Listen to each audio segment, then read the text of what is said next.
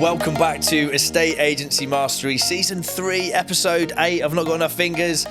We are joined by who I would say is one of the top prime Central London brokers, certainly at your brokerage. And the reason I wanted to get this guest on is he's fucking genuine, right? He doesn't BS. He doesn't walk around big houses and pretend he doesn't sell them. He's been on what I believe is a great journey of personal brand and just doesn't blag it. So if you're thinking of going self-employed in 2026, this guy is worth listening to. Save the best till last is what I say. Welcome. Mate, thank you very much for having me. I appreciate it. What a welcome. So if people don't know you, who are you? So my name's Oliver Ingles. I work at DDRE Global. A quick snapshot of my career. I've been in the agency now for 12 or 13 years. And I went self-employed 3.5 years ago with DDRE. Best thing I ever did in my life. Best thing I ever did. We got to dive straight into that then. Are you saying that 3.5 years in because you're earning loads of dough, or it's allowed you to, you've got son Alfie to spend more time? Yeah. Why is it the best thing? Okay, there's a few different reasons for this. One, there's a quick realization of where the industry is going. And it is only going one way, isn't it? It's only going one way. Brokerage agnostic, right? I don't care who you join. Yep. It's only going one way. Look, the environment now where if I was employed and I'm being told to sit behind a desk 8:30 till 6 and only go out to show a client or a buyer around, I think if you sit in that desk for too long, you will fade away. Yeah. The people who I believe are going to win in the future are the people who are closest to the customer, can build trust, and can add value to people and the widest audience possible. And when I say to you now, Chris, we have an office, of course we do. I probably spend 4 to 5% of my time there. And I would rather be out on the high street meeting people, creating content, spending time with clients, and we'll get onto it. But any person I come across, I bring into my ecosystem. And we'll talk about that as well at some point, I'm sure. But it's the future. And I was grateful that I started 3.5 years ago, and I've learned and I've tried things and I've tested it and I've failed and I've won. And like now where I am 3.5 years later, God, I wish I did it sooner almost. It's the biggest regret I get from any self-employed agent is I don't know why I waited. I wish I'd have done it sooner. And it becomes harder when you start collecting things like wives, kids, mortgages. Yes. Whereas earlier, when the worst thing, if it fails, you go and get another job and you've missed a month's rent and you can make it up, right? Yes. Yeah, 100%. So it does get harder. Yes. So we can go off piece straight away. Yeah. We're both so passionate about this. Let's say you're watching this and you're thinking 2026 is the year I'm going to make the leap. Yeah. Before you make the leap, practically, what should you be doing? Okay. First of all, there's never a right time. And actually, someone who's thinking about going to self-employed brokerage reached out to me about a month ago, said, Ollie, this month we might do an extension to the house, and like maybe I'll wait another year or two to earn a little bit more, and I've saved a little bit more money. It's like having kids. It's never the right time. So first of all, you have to dive in straight away. The second thing is, do you burn the boats? Huh? Do you burn the boats? You know that expression of you just. It's like if you're going to do it, you don't give yourself a plan B. You go in and give your notice, and you have to. But I think the biggest thing for me is if you are planning to do something over the next year, 2 years. Everybody you meet, okay, bring into your ecosystem. And what I mean by that is that person needs to be like a friend to you. And what I mean by a friend is when you walk down the street and you see each other, you hug each other rather than shaking each other's hand, okay? So I would be adding them onto all digital platforms, okay? I would be doing a monthly newsletter. I would be speaking to them weekly. I would be checking in after, even if they haven't transacted with you, I'd be checking in with them. I would literally stay so close to them. Okay. And in prime central London, we run around with buyers, and I make it my mission to almost sit down with every buyer and have a coffee with them afterwards. Like most people would just do a viewing and, if there's anything else, I'll send you a brochure and let's just stay in touch. I'm like, I need to get close to this person. I need to add value. If you do a viewing with me, it'll be the best tour you've ever had in your life. I would add more value in that tour, and I would give them so many nuggets and tips and advice, things that they walk away and they go, "Are you allowed to swear?" You can swear. You can. They'd go like, "Fuck, he This knew kid gets everything." it. Yeah. To the point where actually when I ask, say for a coffee, look, I'd love to take you for a coffee to see if I can add some more value and see if I can try and help your search more. Like 9 times out of 10, I'm going, yeah, I'd love to have a coffee with you. And it costs you what, a tenner for a couple of coffees, but straight away there's so much gold here. The guys in the US, and I had the privilege of flying there twice a year for 5 years, talked a lot about your database, your client bank, and then your nurture systems that you have in situ, and you can automate that and everything else, right? So that's the first thing, which is great. My view is if you're going to go self-employed, people go, well, I can nick a database from Excess. Don't do that. No. But what I would do is add every single client, like you say, on LinkedIn and wherever. And when you launch your business, they'll go, oh, fuck me, can you come and sell my place, right? Yeah. The second thing is, you're choosing to make your process so value add based that you're going to be that broker of choice for life, right? And I've seen your stuff, right? Tax efficient structures, SPV, all of that good stuff, right? I've got mates at the moment going, I want to buy to let my own name. I'm like, right? No, you don't. But if you're delivering that, versus the average person at, let's pick a Savills or a Knight Frank, right? Great brokers, great agents there, but they well, I got to go now. I've got my next one. They can't afford to offer that fiduciary, and it 100%. Is fiduciary. It is, that's out there, but you can, because it's your own business. Yeah, look, I think 99% of agents, and I'm talking mainly maybe PCL here. Sometimes it's like, you go in and they'll just talk price per square foot. Yeah. It's like, oh, this is the last price per square foot. When you're speaking to the type of clients that I deal with, it's way beyond that. And you touched on it. That's Chris. 10 years ago, right? It's 10 years ago. It's now, you have to be talking about the geopolitical micro markets from around the globe. You have to be talking about FX markets, stock markets, trends in what's happening, latest legislation and regulations. You need to become everything but an estate agent. Do you know, it's so true, because if you know the dollar's up there now against the pound, right? That's at the levels you're buying at 2-3%. That's huge. You need to know everything. You need to you almost know everything that has an implication on the market that we deal with. How do you stay up to date with all of that? Do you know what? I'm a big avid FT has been a godsend for me. Yeah, and I read it every single day. In the mornings, I will be watching people on. I mean, the good thing is now we have these phones where you can watch people every single day in different sectors, and you can learn from them. And actually, I look at a lot of people's content and I go, they add value to me. And actually, that's how I started to want my personal brand to be. I didn't want to just do, welcome to a £10 million home, let me show you around. And I'm going, flicking in and out. And I wanted running to your hand across the... Yeah, do you know what I mean? Running the hand across the marble. I wanted to add value to people. I wanted for someone to watch my content and go, that's really useful. Yeah. And of course, you have to blend in your character and, my son Alfie and going to play football on a Sunday. Like I did a post yesterday on a Sunday and I was like, I played football with my son who's 5 years old, and I had mud all up my leg. And the amount of comments I get, I'm like, that's so cute, which is great.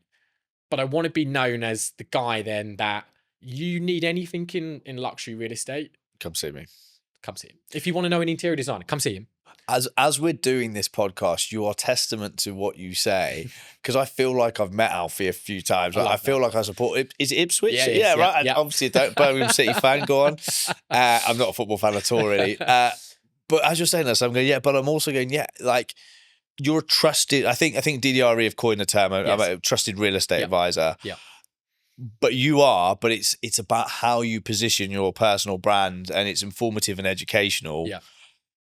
And I think actually if an agent is watching this and they're going, I want to follow what Oliver's doing, go and follow him on the socials and R&D it. Not directly.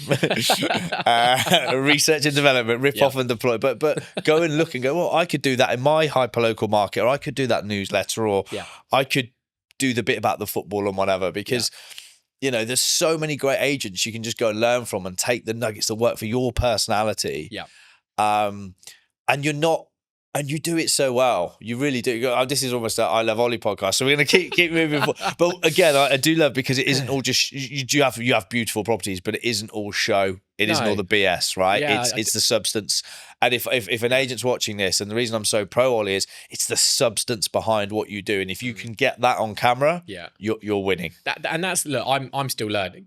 I'm still trying things, and I've got now a videographer that comes out with me, 3 or 4 times a month and just films all day, the rawness. I want it to be raw. I don't want it to be staged. I don't want it to be just, I've just sold something at £7 million. It's all amazing. I want to show you the rawness of the late nights, the data behind it, the real research that goes into it, and everything bar just the pretty stuff. Yeah. Because that's real, that's genuine. And I think that's what people want nowadays. And I think people want that more than the posh properties. I agree, 100%, and then it's just staying consistent. Fine. Next point. That is the cheat code. Yeah. Doing the boring bits consistently. Yeah. That's it. In real estate agency, boring bits consistently, daily. Yeah. Right? Yeah, mate, it's, I can't put into words just how powerful that word is. It for me, honestly, it's transformed my career, especially over the last 2 or 3 years, of just being consistent with posting, with speaking to people, with meeting people. We've all had that coffee booked in with that wealth manager. Like, I spent loads of time with wealth managers and private offices, and it gets to 6 p.m, you're shattered, you've had a long day, and you think, I've got to go and have a coffee with a wealth manager, and you're like, I'm so tired. You just got to do it. It's like being in the gym, and you're the same as me. Getting up early, that last rep, you just have to stay consistent. Yeah. And you're not going to just see the results just overnight. But if you just do it every day, and you stay genuine, and you stay hardworking, the success does come. It's that compound as well. But is that whole diamond thing you see, right? You go into the diamond, you feel, I can't be arsed, and someone else, you're just. I see it day in, day out. And the big thing and there's been a theme in this series is agents that go, right, I've got my 5 listings now. So they take their foot off that lead generation piece, and then they sell the 5 or couple fall over or whatever, and they go, shit. And it's like, well, what were you doing to build yourself in the background?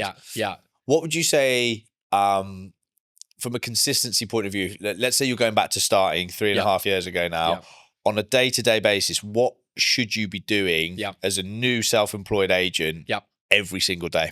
Okay, first of all, certainly the digital footprint is a big thing, okay?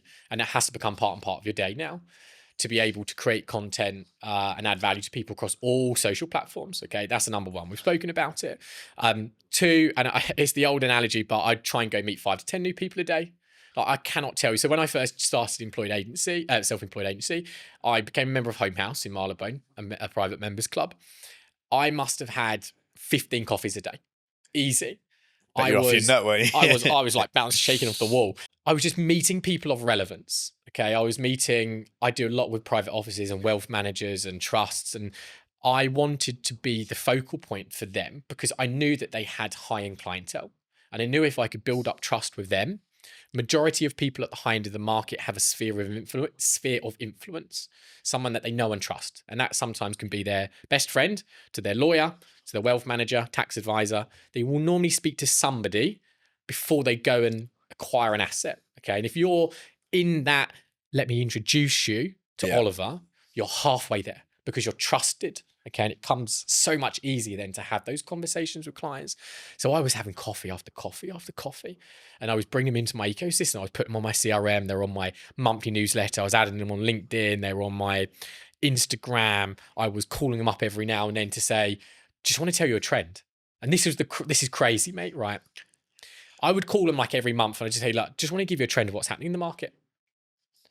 And I would get so many people go, really interesting, actually. I'm going to tell someone because it might affect them. And it was getting value, which they just don't get from everybody else. An estate agent does not normally call someone out of random to say, by the way, I wanted to let you know something. They feel special. Yeah. And they remember you. They know, like, and trust you, mate. Yeah. So clever. So you are, and I'm not sure how this is going to come across, but the most British American estate agent I've ever met. And what I mean by that is, you view clients the same way the top real estate agents in the States, it used to be my business partners, view clients, right? Yeah. And that is adding value. They used to talk about Ford, friends, occupation, Yeah. recuperation, dreams. You need to know that about your client. Yeah. You need to be calling your A to Z's every Monday, your B to whatever it is. And it was a militant approach to outreach, right? Yeah. And then the value piece on top of that. Yeah. Where did you learn all this stuff? Look, I think first of all, I have to put a lot down to Daniel. Yeah. Daniel has had such a strong philosophy on the real estate market now for a long period of time. And, just being around good people who want to inspire you. And he inspired me. He was, he's been over to America. He saw how they were doing it. He saw how he's been successful. And then it was kind of learning the blueprint from it. Yeah. And I think the other thing nowadays is, social media is amazing. The first thing that you should do as a new agent as well is go and reform your algorithms, okay, to people that are inspiring in certain marketplaces, where you can learn things from them. And so many times I was picking little nuggets from him and her, and I loved that idea. Last year I got the red open top bus. I had a house in Richmond at £20 million, and I was like, do you know what, I'm going to do something different. Me and Jess hired a red open top bus, and we took 60 wealth managers' private offices from London down to Richmond in a red open top bus. I must have had probably one or two new instructions off the back end of that. 100%. Because it was like, it's just different. Cool. It's different. That's Sirhan. That's like, no one doing that here. And they're a step ahead of us. They are a step ahead of 10 us, steps. the Americans. Yeah. 10 steps. And so a lot of it was just being around those people and listening and learning and trying. And, you're on your own. You have to go and do it for yourself. And you have to learn how to have those conversations. I was going into meeting wealth managers, not having a clue about anything bar the market's good because interest rates and price. I had to educate myself super fast. And it was uncomfortable at times because I'm out of depth for these people. But now I feel like I can walk into a room full of bankers or whoever it is, and I have really good conversations and showing trends which they would not have those many, that type of intellectual conversations with other people. So that was a massive, a massive part of being around people who are inspiring you and pushing you further. Yeah, you have to. Have you always had that intensity, or is it learned? I've always had an intensity. I've always had a bit of entrepreneurship. When I was out in the Hertfordshire marketplace all those years ago, I had a coffee shop estate agency. I kind of saw how things were going years and years ago with high street offices. No one wants to walk into a high street office. And I sat in a coffee shop one day, 10 a.m. I thought, this place is packed, full of mums with kids, and all these people are going to move in the next few years, And I went to an investor of mine at the time. I was like, let's open up a coffee shop. So I literally had a coffee shop with the estate agency at the back. You walk in, you had baristas having a pastry, you can sit down, our listings were on the wall, but we were at the back behind a glass panel, not in your face. And so I always started to learn that you have to evolve now. Restaurants, I looked at restaurants who were just one dimensional and they'd fold in the first year or two. And then you see these kind of cool infusions where you walk in and you can have X, Y, Z, and these are the places that everyone was at. So I've always wanted to be, I say the best, but I've always wanted to push myself into where I wanted to be in agency. And now I just love it. You get addicted to it. Yeah. It's the game, isn't it? It's the game now,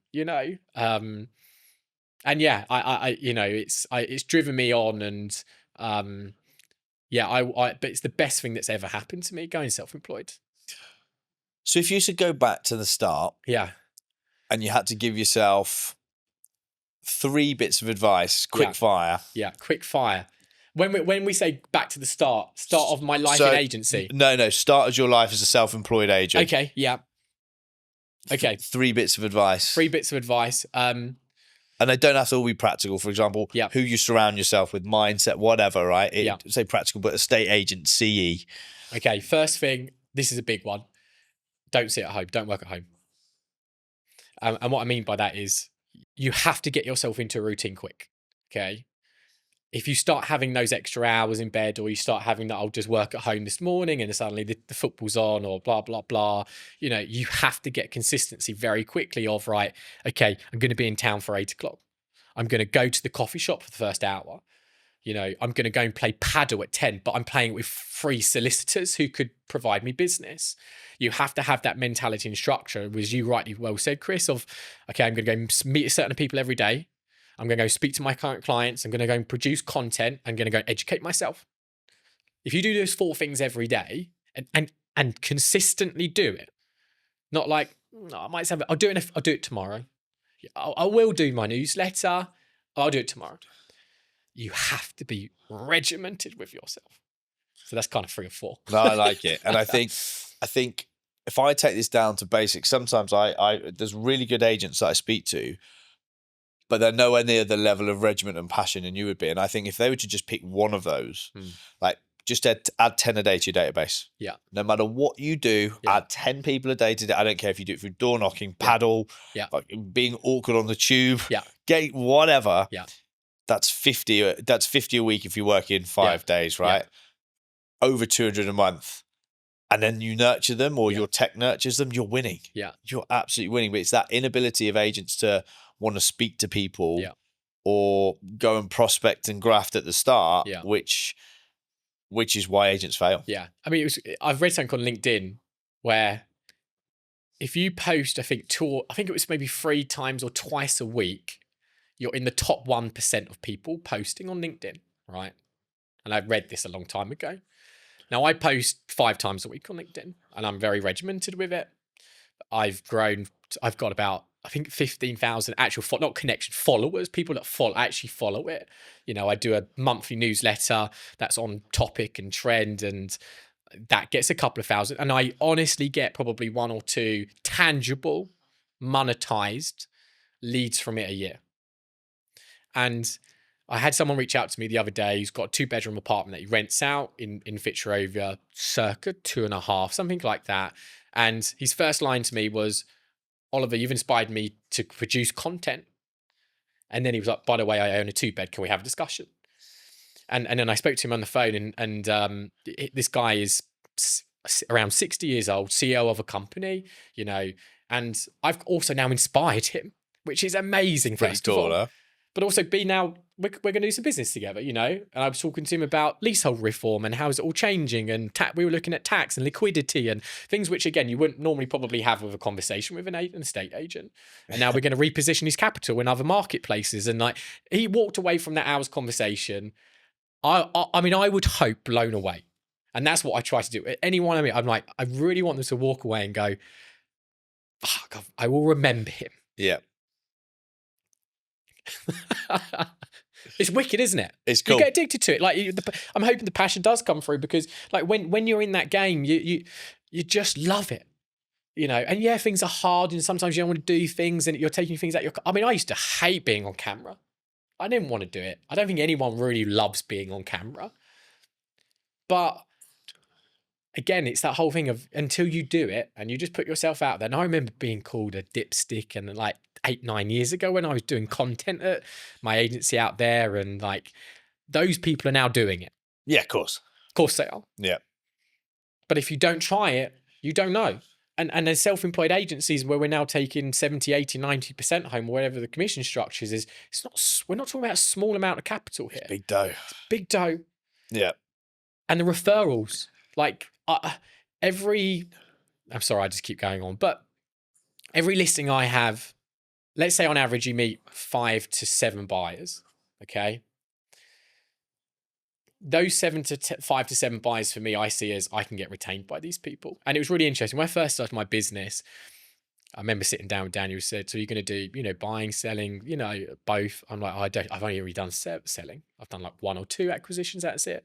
Last year I did, was it 47%? Or was that the year before? Around 40%, let's say, acquisitions. So working on the buying side, and then 60 odd % on the sales side. Yeah. And it's it's getting closer and closer. And do you know, it's the biggest missed opportunity in UK real estate is buying agency and tagging it on, which is maybe season 5. We won't go into it, but it's such an easy way of doing things, and it's not. And certainly with North American clients, they're willing it. Again, I think with everything, if you can show you can add the value, okay, if you can show you've got access, okay, got access to properties or something before anyone else does, okay, and you can show you can add value to them, in how you talk about it and how the tips, the advice that you can give someone, the access to the right lawyers and surveyors and brokers and whoever, and it's actually a no-brainer for a lot of people. It so is, and people don't mind paying for it if the value's there, Really right? Don't. Like a car, like I sold my car a couple of years ago. I haven't got a clue about cars. I have not got a clue about cars, but one of my good friends, he's the most knowledgeable guy I know about cars, okay? And so I go to him every single time. He's by far the most expensive. I don't go on Auto Trader and just pay him whatever up front. He deals with it, okay? I pay him about $5,000, probably 5 or 6 times you would on Auto Trader, okay? But he comes around, he deals with all the showings, gets the car ready. He knows how to sell it. He knows how to maximize the price. And then he also goes and helps me buy. And he's like, this is what you should look out for. We've all looked underneath the hood of a bonnet and looked at it going, I ain't got a freaking clue what I'm looking at and not really know what we're doing. And so he helps me buy it. And that's worth $5-6 grand all day long. When you're spending X amount, it makes sense. And for ultra high net worths who, they lack time. They're in the positions that they're in because they have people around them who are excellent at what they do, and it buys them more time for them to make more money. And so they now are fully, like anyone you ever speak to, I think would do it.